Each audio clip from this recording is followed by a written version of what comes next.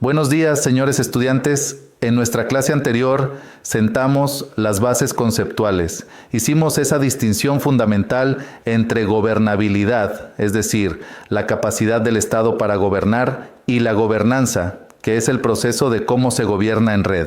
Y establecimos que la seguridad hoy solo puede entenderse como un bien público coproducido. Hoy vamos a bajar esos conceptos al terreno. Vamos a ver el cómo. Si la gobernanza es el proceso, ¿cuáles son las reglas de ese proceso? ¿Quiénes son los jugadores y cómo se supone que deben jugar juntos? Vamos a empezar con un concepto normativo clave, la gobernanza del sector de seguridad o GSS. Esto es fundamental. Tradicionalmente al sector seguridad, policía, fuerzas armadas, inteligencia, se le medía con una sola vara, la eficacia. ¿Capturan a los malos? ¿Sí o no? Fin de la historia. Pero en una democracia eso es peligrosamente insuficiente. La gobernanza del sector de seguridad aplica los principios de la buena gobernanza a este sector, que por definición es el más opaco y el que tiene el monopolio de la fuerza. ¿Y cuáles son esos principios? Los mismos que le exigiríamos a un Ministerio de Salud o de Educación. Primero, rendición de cuentas. Si un policía comete un abuso, ¿existe un mecanismo real para sancionarlo? ¿O se protegen entre ellos? Segundo, eficiencia en el uso de recursos. ¿Estamos gastando millones en camionetas nuevas cuando el problema es de inteligencia o de infiltración en los puertos?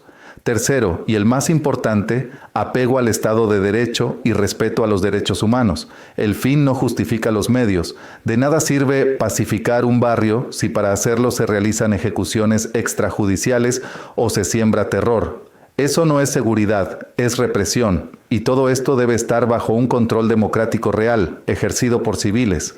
En el Ecuador actual, este debate es vital. Cuando oímos la demanda popular de mano dura contra el crimen, lo que se está pidiéndole al Estado es eficacia. Pero nuestro rol como analistas de política pública es preguntar, ¿eficacia a qué costo? ¿Estamos dispuestos a sacrificar el Estado de Derecho? La GSS nos dice que no tenemos por qué. La verdadera seguridad democrática es eficaz, eficiente y respetuosa de la ley. Es un estándar mucho más alto. Ahora bien, ¿quiénes componen este sector seguridad en el Ecuador? Aquí es donde la cosa se complica, porque nuestro marco institucional es un laberinto diseñado para la descoordinación. Tenemos competencias distribuidas, y si no entendemos este mapa, no entendemos por qué nada funciona. A nivel nacional, la cabeza visible, el ente rector, es el Ministerio del Interior. Es el responsable de formular el Plan Nacional de Seguridad Ciudadana y de dirigir a la Policía Nacional. En teoría, ellos marcan la pauta, pero aquí viene mi primera experiencia de la vida real. En los últimos años, ¿cuántos ministros del Interior hemos tenido? Perdí la cuenta. Cada vez que cambia un ministro, y en Ecuador cambian a cada rato, el plan nacional se congela. El nuevo equipo llega, quiere poner su sello, y todo lo que se estaba coordinando se detiene por meses. La policía, que es una institución jerárquica, queda a la deriva estratégica, esperando órdenes que cambian constantemente. Esto es un fallo crítico de gobernabilidad que impacta directamente en la gobernanza. Pero el juego no está solo en lo nacional. El COTAD, el Código Orgánico de Organización Territorial, le dio a los gobiernos autónomos descentralizados, a los municipios, competencias clave. El COTAD dice que los GADS municipales deben crear y coordinar los consejos de seguridad ciudadana, deben formular políticas locales, deben coordinar con la Policía Nacional. Fíjense en la tensión que esto crea y que he visto en innumerables reuniones. La Policía Nacional responde administrativamente al Ministerio del Interior Nacional, pero debe coordinar su operación en el territorio con el alcalde local. Esto genera una fricción constante.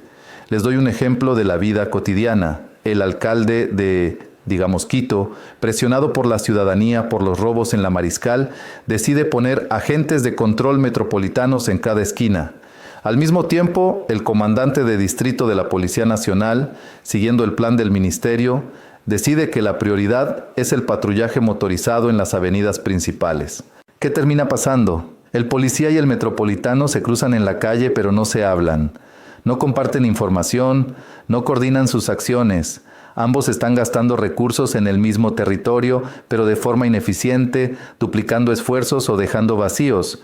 Esto es la coordinación vertical fallida, la que ocurre o no ocurre entre el gobierno nacional y los GADS. Están gastando el doble de recursos para obtener la mitad del impacto. Y eso que solo hemos hablado del problema vertical entre el gobierno central y el local. La situación de la coordinación horizontal, es decir, entre instituciones del mismo nivel, como la policía, la fiscalía y la judicatura, es, en mi experiencia, aún más grave y es la causa principal de la impunidad. Este marco institucional fragmentado es el punto de partida para entender por qué la gobernanza de la seguridad en el Ecuador es tan difícil. En nuestra próxima clase nos meteremos de lleno en ese problema de la coordinación horizontal y analizaremos el mecanismo que la ley diseñó para resolverlo, los consejos de seguridad ciudadana. Y veremos en la práctica cómo podemos pasar del papel a la acción usando los niveles de coproducción. Que tengan buen día. Bien, para dar por terminada la sesión del día de hoy, les quiero recordar que deben revisar todas las actividades que se encuentran cargadas en el aula virtual y deberán realizarlas en el tiempo establecido. No se olviden que uno de los requisitos para aprobar el curso es que deben tener todas las actividades completas. Una vez más, quiero indicarles que en el caso de tener alguna duda sobre la clase, pueden realizar sus preguntas al agente virtual de la materia. El enlace que los llevará directamente a conversar con el agente se encuentra cargado en la plataforma virtual en el apartado de la información general del curso. Si luego de conversar con el agente virtual siguen teniendo dudas, pueden realizar sus preguntas en el grupo de WhatsApp de la asignatura. Allí los asistentes de cátedra les ayudarán respondiendo sus preguntas. Además de eso, también tienen disponible un foro de dudas dentro del aula virtual, donde podrán dejar sus inquietudes para ser resueltas. Pasen bien, señores estudiantes, y nos vemos en la próxima clase. ITESUT, Instituto Superior Tecnológico Universitario de Transporte.